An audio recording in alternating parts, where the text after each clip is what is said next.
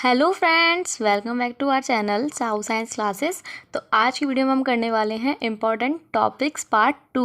मैंने पहले part first book की सारे चैप्टर्स के इम्पॉर्टेंट टॉपिक्स बताए थे आपको। अगर आपने वो वीडियो नहीं देखी है तो आप जाके हमारे चैनल में देख सकते हैं, वो बहुत ज़्यादा इंपॉर्टेंट है। उसके बाद मैंने सेकेंड बुक के मोस्ट इंपॉर्टेंट टॉपिक्स के बारे में वीडियो बनाई है। वीडियो में हम करने वाले हैं सेकंड बुक के मोस्ट इंपॉर्टेंट टॉपिक्स, ठीक है। तो अब हम स्टार्ट करते हैं। उस पार्ट फर्स्ट में 5 चैप्टर थे हमारे, फिर उसके बाद 6 चैप्टर से हम स्टार्ट करने वाले हैं, जिसका नाम है halo alkane and hello arene. तो आइए जल्दी से स्टार्ट करते हैं। तो इस वीडियो में मैंने इंपॉर्टेंट क्वेश्चंस और अगर इंपॉर्टेंट टॉपिक्स एंड जो भी क्वेश्चंस बन के आते हैं कभी कभी उन टॉपिक्स से रिलेटेड, उन क्वेश्चंस को मैंने करवाया है, ठीक है। तो हम स्टार्ट करते हैं। सबसे पहले है चैप्टर नेम है हेलो एल्केन तथा हेलो एरीन। फर्स्ट टॉपिक है हमारा हेलो एल्केन बनाने की विधि। अब इसमें कौन कौन सी विधियाँ हैं? तो इसमें है हमारी प्रतिस्थापन अभिक्रिया,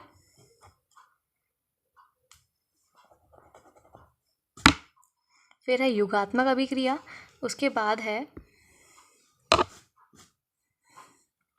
फ्रीडल क्राफ्ट। देखो, फ्रीडल क्राफ्ट हैलोजनीकरण, नाइट्रीकरण और सल्फोनीकरण, ये तीनों टाइप्स फ्रीडल क्राफ्ट अभिक्रिया के हैं।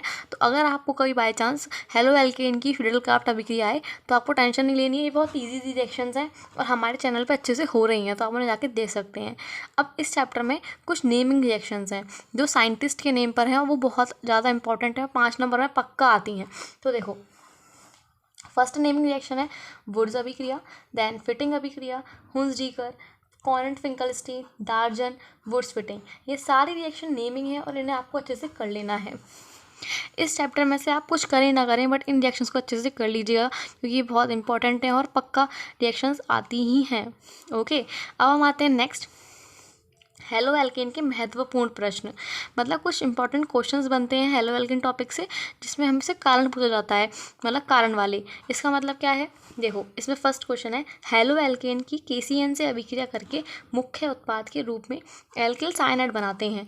मतलब जब हम हेलो एल्केन को KCN से रिएक्शन करवाते हैं तो हमारा जो प्रोडक्ट निकलता है वो एल्किल साइनाइड निकलता है, जबकि AgCN से अभिक्रिया करने पर आइसोसाइनाइड बनता है। तो इन्होंने हमसे रीज़न पूछा है कि कारण क्या है कि हम एलो एल्केन की रिएक्शन अगर KCN से करवाएं तो एल्किल साइनाइड बनेगा, लेकिन अगर हम AgCN से करवाएं तो आइसोसाइनाइड बनेगा। तो उसका रीज़न क्या होता है वो आपको बताना है।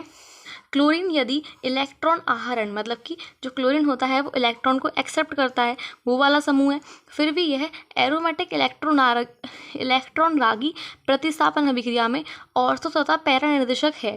तो इसका रीज़न बताना है कि आपका जो क्लोरीन है वो तो इलेक्ट्रॉन्स को एक्सेप्ट करता है, लेकिन वो एरोमेटिक्स में प्रतिस्थापन अभिक्रिया में ऑर्थो और पैरा निर्देशक क्यों बनाता है, क्यों करता है, ठीक है। तो इन दोनों क्वेश्चंस के आपको रीज़न बताने हैं। इनके आंसर्स आपको आपके पास कोई क्वेश्चन बैंक हो उसमें मिल सकते हैं। अगर आप इन क्वेश्चंस के आंसर नहीं ढूंढ पा रहे हैं तो आप हमें कमेंट कीजिएगा, मैं इन क्वेश्चंस के आंसर आपको वीडियो के थ्रू समझा दूंगी। ओके, अब हम आते हैं नेक्स्ट टॉपिक पे अपने। तो हमारा थर्ड टॉपिक है हेलो एरीन में इलेक्ट्रॉन रागी। इलेक्ट्रॉन रागी का मतलब होता है कि जो इलेक्ट्रॉन को ग्रहण करते हैं प्रतिस्थापन अभिक्रिया, मतलब हमें इलेक्ट्रॉन रागी प्रतिस्थापन अभिक्रिया करनी है हेलो एरीन ही। पहले हेलो एल्केन था, अब हेलो एरीन है, ठीक है। उसके बाद है क्लोरोबेंजीन को कैसे परिवर्तित करेंगे। ये बहुत इंपॉर्टेंट क्वेश्चन है कि आपको क्लोरोबेंजीन को परिवर्तित करना है। परिवर्तित का मतलब क्लोरोबेंजीन की रिएक्शन आप कैसे क्या करवाएंगे कि आपको बेंजीन प्राप्त हो, फिनॉल प्राप्त हो, टॉलुइन प्राप्त हो, एनिलीन प्राप्त हो। तो क्लोरोबेंजीन से आप बेंजीन कैसे बना सकते हैं, फिनॉल कैसे बना सकते हैं, टॉलुइन कैसे बना सकते हैं, एनिलीन कैसे बना सकते हैं, डाइफेनल और पिक्रिकम। तो ये क्वेश्चन बन के आता है पूरा, तो वो मैंने क्वेश्चन अच्छे से लिख दिया है आपको। तो आप इन क्वेश्चंस को अच्छे से कर लेंगे तो आपके नंबर बहुत अच्छे आने वाले हैं केमिस्ट्री में।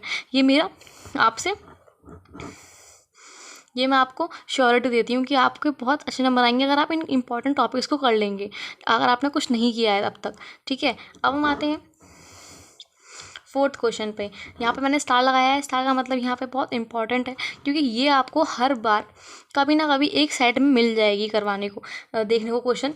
हेलो एल्केन में एक अणुक और द्वि अणुक, इसका मतलब है अगर आपने ये चैप्टर कर रखा है पहले से ही तो इसका मतलब ये है कि ये SN1 और SN2 रिएक्शंस के बारे में पूछ रहे हैं, ठीक है। तो अगर किसी ने कर रखी हैं तो अच्छे से कर लीजिएगा। और SN1 SN2 का नाम क्या दे रखा है, एक अणुक और द्विअणुक, नाभिक रागी प्रतिस्थापन अभिक्रिया क्रियाविधि वर्णन। तो इसमें आपको नाभिक रागी प्रतिस्थापन अभिक्रिया का क्रियाविधि वर्णन करना है, ठीक है, समझ में आया। और हमारा नेक्स्ट टॉपिक है हेलोफॉर्म अभिक्रिया, DDT और सैंडमायर अभिक्रिया। ये सब रिएक्शन भी हमारी बहुत इंपॉर्टेंट है, अच्छे से कर लीजिएगा। DDT की फुल फॉर्म पूछी जाती है कभी कभी कि DDT की फुल फॉर्म क्या है, तो इसे भी कर लीजिएगा, ठीक है। हेलोफॉर्म अभिक्रिया होती है, सैंडमायर अभिक्रिया भी है, ये हमारी हेलोवेरिन में होती है। तो ये हमारे मोस्ट इंपॉर्टेंट टॉपिक से एलोहेल्किन तथा हेलोवेरिन के। तो वीडियो को पॉज करके आप इसका स्क्रीनशॉट ले सकते हैं। ओके, नेक्स्ट चैप्टर 7 पर एल्कोहल, फिनॉल तथा ईथर, ठीक है। एल्कोहल, फिनॉल तथा ईथर में फर्स्ट टॉपिक है ल्यूकास परीक्षण। ये बहुत इंपॉर्टेंट है और ये alcohol first degree, second degree, third degree alcohol की पहचान हेतु होता है। इसके बाद सेकंड है एथेनॉल का निर्जलन, सेकंड टॉपिक है एथेनॉल का निर्जलन। फिर थर्ड पे हम आते हैं अल्कोहल तथा KI की अभिक्रिया में सल्फ्यूरिक अम्ल का उपयोग नहीं करते हैं। इसका आपको कारण बताना है कि ऐसा क्यों करते हैं, ठीक है।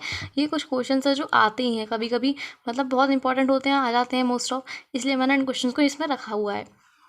अल्कोहल के बनाने की विधि करनी है आपको। फिर इस चैप्टर की नेमिंग रिएक्शंस कौन कौन सी हैं उन्हें देख लीजिएगा।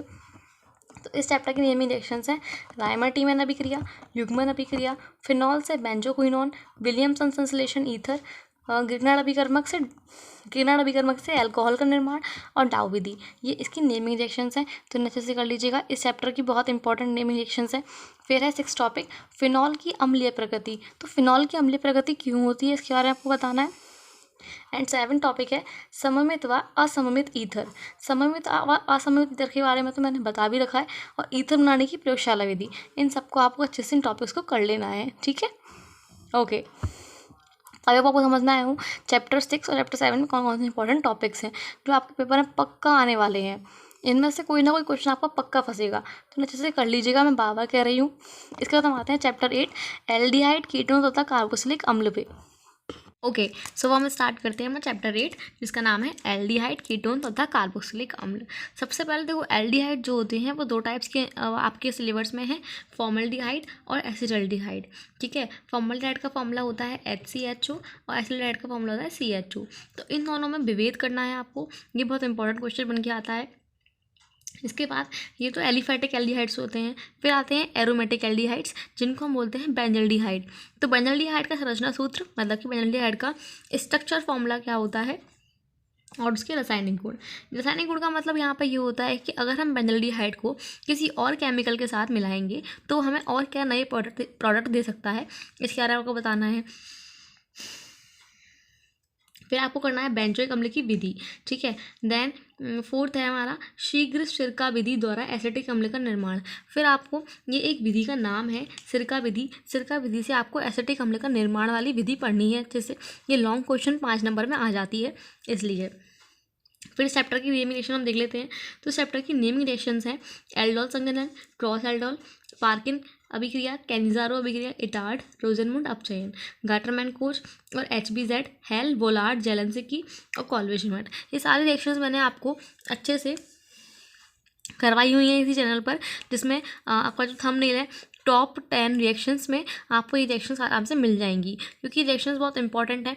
एल्डोल संघनन, क्रॉस एल्डोल संघनन, पर्किन, कैनिजारो, ये सारी मैंने करवा रखी हैं अच्छे से, तो आप हमारे चैनल में आकर देख सकते हैं।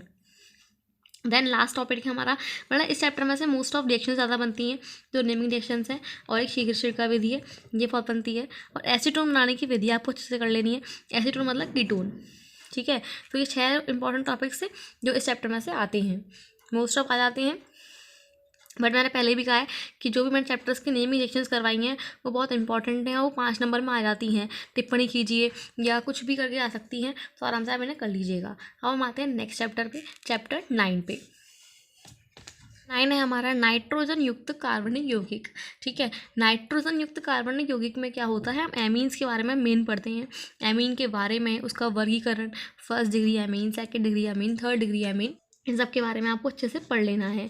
इसके बाद नेक्स्ट टॉपिक है हमारा एथिलएमीन व मेथिलएमीन बनाने की विधि, अच्छे से कर लेना। एनिलीन बनाने की रासायनिक समीकरण, ये भी बहुत अच्छे से कर लेना। इसके बाद फोर्थ क्वेश्चन है, ये बहुत बार आ चुका है, 2023 में आया था लास्ट। एथिलीन से निम्न अभिक्रिया NaNO2 + HCl और हिंसवर्ग अभिकर्मक, मतलब आपको एथिलीन की रिएक्शंस इन दोनों से करवानी है, ठीक है। ये 3 नंबर में क्वेश्चन आया था, तो अच्छे से आप इन्हें कर लीजिएगा। इसके बाद इस चैप्टर की रिकमेंडेशंस हैं क्लेजन शिमट, ग्रेबिल थैलेमाइड संश्लेषण, हाफमैन ब्रोमाइड विक्रिया, डाइएज़ोनियम लवण, नाइट्रोबेंजीन, वॉल्फ किश्नर अपचयन, स्टीवन अभिक्रिया और गाटरमैन अभिक्रिया। देखो यहाँ पे पहले वाले चैप्टर में भी गाटरमैन अभिक्रिया आई थी, बट वो गाटरमैन कोच थी और यहाँ पे गाटरमैन अभिक्रिया है। तो आप कन्फ्यूज मत होइएगा कि इसमें कौन सी रिएक्शन है, ये दोनों रिएक्शन अलग अलग हैं। ये एमीन चैप्टर की है, मतलब नाइट्रोजन कार्बन यौगिक की है, और ये दूसरी वाली एल्डिहाइड वाले चैप्टर की है। इस चैप्टर को हम एमीन भी बोल सकते हैं, तो आप कन्फ्यूज मत होना कि एमीन चैप्टर भी नाइट्रोजन युक्त कार्बन यौगिक का नाम ही एमीन चैप्टर, मतलब एमीन है। तो आप कन्फ्यूज मत होना कि कौन सा चैप्टर है, ये एमीन चैप्टर ही है। तो इसमें ये टॉपिक्स हैं, इनको आप अच्छे से लिख लीजिएगा, और हर चैप्टर के नेमिनेशन मस्ट इंपॉर्टेंट हैं। देन हम आते हैं लास्ट चैप्टर अपने जैवाणु पे। जैवाणु में सबसे पहले आपको तो क्या क्या पढ़ना है, कार्बोहाइड्रेट्स, विटामिन, वसा, ये सब आप अच्छे से पढ़ के जाइएगा। 1 नंबर, 2 नंबर, 3 नंबर, 5 नंबर तक ये क्वेश्चन चैप्टर में से बनते हैं। ये चैप्टर बहुत इंपॉर्टेंट है, इसमें मोस्ट ऑफ थ्योरी और रिएक्शंस आपको दोनों अच्छे से मिलेंगी। तो थ्योरी रिएक्शंस दोनों अच्छे से मिलेंगी, और बहुत इजी चैप्टर है, इसमें कुछ नहीं है। कार्बोहाइड्रेट क्या है ये आपको पता ही है, अपनी भाषा में आप पढ़ सकते हैं आराम से। इसके बारे में बताना है, इसका वर्गीकरण बताना है। इसके बाद डी ग्लूकोज संरचना सूत्र चक्रीय, मतलब जो डी ग्लूकोज होता है उसका संरचना सूत्र बताना है आपको, चक्रीय वाला और फिशर संरचना वाला, दोनों बतानी है। एक नॉर्मल फॉर्म होती है और एक चक्रीय वाली होती है। थर्ड टॉपिक है ग्लूकोज में सिद्ध 5 OH समूह या 5 OH समूह तथा एक CHO समूह आपको बताना है। यहाँ पर ये क्वेश्चन बन के आता है कि ग्लूकोज में 5 OH समूह होते हैं, आपको सिद्ध करना है, या क्वेश्चन ऐसा लगता है कि ग्लूकोज में सिद्ध कीजिए 5 OH समूह और एक CHO समूह होता है, ठीक है। तो अच्छे से कर लेना। फिर मस्ट इम्पॉर्टेंट, ग्लूकोज से रजत दर्पण कैसे बनता है, ये बनता है हमारा टॉलन नवीकर्मक से, और टॉलन नवीकर्मक भी इसमें बहुत इंपॉर्टेंट है, जो आगे अभी मैं आपको बताऊंगी, ठीक है। तो इन टॉपिक्स को अच्छे से कर लीजिएगा आप। आपके पेपर में आपको अच्छे नंबर आने, अगर आपको अपने पेपर में अच्छे नंबर लाने हैं तो आप इन टॉपिक्स को अच्छे से कीजिएगा, पक्का आपके नंबर बहुत अच्छे आने वाले हैं। देन इस चैप्टर का 5th टॉपिक है प्रोटीन वर्गीकरण, संरचना, विकृतीकरण, मतलब प्रोटीन क्या होता है, प्रोटीन का वर्गीकरण, प्रोटीन की संरचना और विकृतीकरण। इसी टॉपिक में से आपको हर टाइप के क्वेश्चंस मिल जाएंगे, शॉर्ट से शॉर्ट और लॉन्ग से लॉन्ग, ठीक है। तो मस्ट इंपॉर्टेंट है। टॉलन अभिकर्मक बताया था मैंने भी आपको ऊपर, टॉलन अभिकर्मक और फेलिंग पिलन दोनों के बारे में पढ़ना है आपको, कि ये ग्लूकोज रिएक्शन करते हैं तो क्या बनाते हैं, और किसी और रिएक्शन करते हैं तो क्या बनाते हैं। इसके बाद एमीन, यहाँ भी एमीन आ चुका है, पर ये जो एमीन है यहाँ पर ये प्रोटीन का जटिल रूप होता है, पेप्टाइड बंध, ज्विटर आयन, ये सब आपको पढ़ना है। ग्लूकोज व फ्रक्टोज संरचना सूत्र बताना है, जो मैंने पहले भी आपको बता रखा था, ये आपको फिर से, मतलब डी ग्लूकोज और ग्लूकोज फ्रक्टोज दोनों सेम ही है। विटामिन क्या होते हैं, विटामिन के बारे में, विटामिन के टाइप्स कौन कौन से होते हैं, A B C D E K, और कौन कौन से अम्ल, कौन कौन से विटामिन चल में विलय हैं, कौन कौन से नहीं है, इन सबको अच्छे से पढ़ के जाइएगा। तो ये मोस्ट इंपॉर्टेंट की सीरीज़ थी हमारी, ये हमारे मोस्ट इंपॉर्टेंट टॉपिक्स है। तो आई होप आपको समझना है अच्छे से कि आपको कैसे करना है paper, and all the best for exams. Thank you so much.